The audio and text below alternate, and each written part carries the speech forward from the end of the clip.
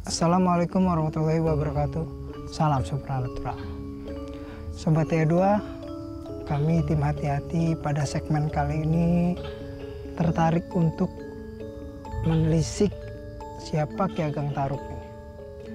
Saat ini kami sedang berada di Desa Tarup, Kecamatan Tawangharjo, Kabupaten Grobogan, Jawa Tengah. Selanjutnya ikutilah tentang ketokohan siapa Ki Ageng Tarup.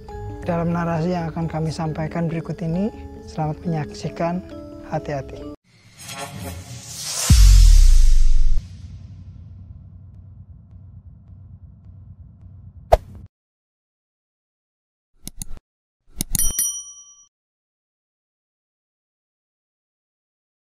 Nama besar Ki Ageng Tarup yang makamnya berada di Kecamatan Tawangharjo, Kabupaten Grobogan, Jawa Tengah, sangatlah masyhur.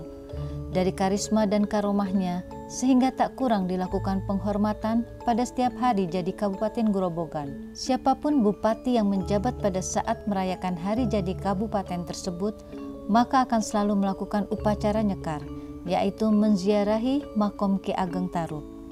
Ini setidaknya memberi gambaran bahwa Ki Ageng Tarup menjadi tokoh yang dimuliakan berkaitan dengan terbentuknya wilayah Grobogan sebagai suatu kabupaten. Apabila kita melihat latar belakang masa hidup Ki Ageng Tarup, yang tak lain adalah merupakan keponakan dari Sunan Kalijaga, karena ibu Ki Ageng Tarup yang bernama Dewi Retno Roso Wulan adalah adik Sunan Kalijaga yang merupakan putra-putri Bupati Tuban yang bernama Adipati Wilotikto. Melihat titi mangsa trah Ki Ageng Tarup yang demikian itu berarti berada pada masa akhir kerajaan Majapahit. Sobat TH2, asal-usul awal Ki Ageng Tarup adalah ketika dikisahkan bahwa seorang pendakwah yang bernama Syekh Maghribi, putra dari Syekh Jumadil Kubro, seringkali melakukan tirakat tapa brata dengan cara menggelantung pada pohon besar secara terbalik seperti seekor kalong yang menggelayut pada ranting pohon. Pada saat itu, Syekh Maghribi sedang membuat pesona kepada masyarakat di wilayah itu, karena masyarakat pada saat itu sangat menyukai seorang tokoh apabila mereka melihat tokoh tersebut memiliki kekuatan dalam tapa brata. Perjalanan tapa brata Syekh Maulana Maghribi di tempat itu hingga berjalan selama 7 tahun. Lalu masyarakat menyebut tirakat yang demikian dengan istilah topo ngalong. Sampai akhirnya mendapat perhatian Sunan Kalijaga dan saling bersilaturahmi menjadi ikatan hubungan dalam harmoni yang akrab. Dari pertemuan inilah Syekh Maulana Maghribi diperkenalkan dengan adik Sunan Kalijaga yang bernama Dewi Retno Roso Wulan. Pertemuan itu rupanya menjadi jodoh, sehingga berlangsunglah pernikahan yang kemudian memiliki keturunan seorang putra laki-laki yang elok parasnya dan diberi nama Jaka Tarup. Sang Jaka Tarup sejak remaja diajari ketangkasan ilmu kanuragan oleh pamandanya, sehingga memiliki keberanian memasuki hutan belantara dan mampu menghadapi bahayanya dengan ilmu kanuragan yang dimilikinya. Jaka Tarup memiliki kegemaran berburu di hutan lepas, hingga masyarakat menjulukinya dengan nama Kidang Telangas, karena ia juga memiliki kemampuan lari sekuat harimau dan secepat kidang. Kegemaran Jaka Tarup dalam menolong sesama, terutama dalam membela rakyat jelata, menjadikan namanya semakin dihormati masyarakat luas dan semakin ditakuti oleh para pelaku kejahatan. Karena kemampuannya dalam melabrak dan menghancurkan mereka tanpa mengenal rasa takut, jadilah akhirnya Jaka Tarup dikenal sebagai jawara pembela kebenaran yang tiada banding. Sampailah pada suatu waktu ketika Jaka Tarup berada di sebuah telaga, melihat ada 7 wanita cantik jelita bagai bidadari yang sedang mandi di tempat itu. Di balik pepohonan ingin rasanya Jaka Tarup berkenalan, namun ia tak menemukan cara bagaimana untuk memulainya. Sampailah terbesit ide secara diam-diam, ia mengambil dan menyembunyikan salah satu selendang dari 7 wanita cantik itu, yaitu selendang yang berwarna hijau. Karena dalam pandangan Jaka Tarup, bahwa yang berbusana hijau itu merupakan satu yang paling cantik dari 7 wanita-wanita cantik itu. Ketika mereka selesai mandi, lalu menuju ke tempat selendang yang mereka letakkan dan masing-masing memakai selendangnya sesuai dengan masing-masing warna busana mereka, satu dari wanita cantik yang berbusana hijau sangat kebingungan karena selendangnya tidak ada. Mereka secara bersama-sama mencari di mana selendang hijau itu berada, tetapi tetap mereka tidak menemukannya karena memang disembunyikan Jakatarup. Mereka berembuk dan menyalahkan wanita cantik yang berbusana hijau itu dianggap lalai dan tidak hati-hati. Jakatarup dari persembunyiannya sangat cermat memperhatikan gerak-gerik mereka, dan ternyata bahwa selendang yang mereka pakai itu adalah merupakan alat untuk mereka terbang dari telaga itu. Jakatarup terperanjat, kaget karena ternyata bahwa para wanita cantik itu bukanlah dari bangsa manusia. Dengan melihat parasnya yang cantik rupawan, Jakatarup membatin, apakah mereka bidadari yang turun dari surga, ataukah mereka dari kalangan bangsa jin? Rasa heran Jakatarup belum menemukan jawaban atas pertanyaan batinnya.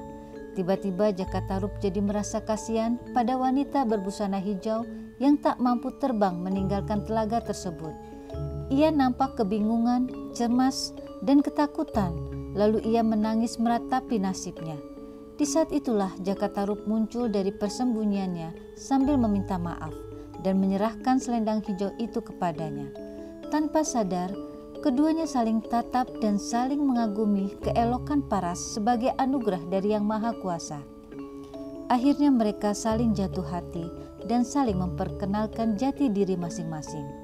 Wanita itu mengaku bernama Dewi Nawang Wulan. Singkat kata lembar kisah, terjadilah Jakatarup menikahi Dewi Nawang Wulan, dan dari pernikahan itu lahirlah seorang putri yang diberi nama Dewi Nawangsih. Sobat TH2, melihat nama Dewi Nawang Wulan yang berbusana serba hijau dan berselendang hijau menjadi ada kemiripan dengan nama dan ciri tokoh legendaris Ratu Pantai Selatan yang bergelar Nyai Roro Kidul. Apalagi putrinya yang diberi nama Dewi Nawangsih menjadi identik dengan Nyai Ratu Kidul yang merupakan putri dari Nyai Roro Kidul. Apakah ini nama yang sama dengan satu tokoh ataukah nama tokoh lain yang kebetulan sama? Sobat TH2, dikisahkan lebih lanjut bahwa Dewi Nawangsih di kemudian hari menikah dengan putra Prabu Brawijaya V yang bernama Bondan Kejawen. Dari mereka berdua inilah melahirkan Ki Ageng Getas Pendowo dan kemudian dikaruniai anak yang bernama Ki Ageng Selo. Generasi Ki Ageng Selo yang akhirnya menjadi raja-raja di tanah Jawa seperti Pajang dan Mataram. Dengan demikian bahwa Jakatarup yang pada masa tuanya bergelar sebagai Ki Ageng Tarup menjadi pancertrah kebangsawanan raja-raja Jawa. Dari sinilah Ki Ageng Tarup dikenal sebagai Punjering Siti Jawi. Sobat TH2, eksplorasi tim hati-hati telah sampai di sebuah telaga yang menjadi pertemuan Ki Ageng Tarup dengan Dewi Nawang Wulan. Inilah eksplorasinya, hati-hati. Sobat TH2, saat ini kami tim hati-hati sedang berada di Telaga Bidadari atau Sindang Ki Ageng Tarup yang berada di Desa Tarup, Kecamatan Tawangharjo, Kabupaten Grobogan, Jawa Tengah. Dan disinilah Ki Ageng Tarup bertemu dengan 7 bidadari yang konon sedang mandi di sini di sindang inilah, dan akhirnya beliau menikah dengan salah satu bidadari tersebut. Assalamualaikum ya ma'asyiral jin dan muslimin. Assalamualaikum. Sampurasun.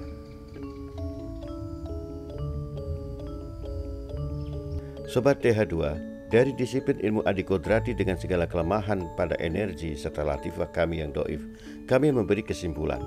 1. Bahwa di telaga ini sangat mungkin menjadi hunian atau perkampungan dunia jin muslim. Mungkin ini adalah efek dari dakwah Islamiyah yang dulu dilakukan oleh Ki Ageng Tarup pada masanya.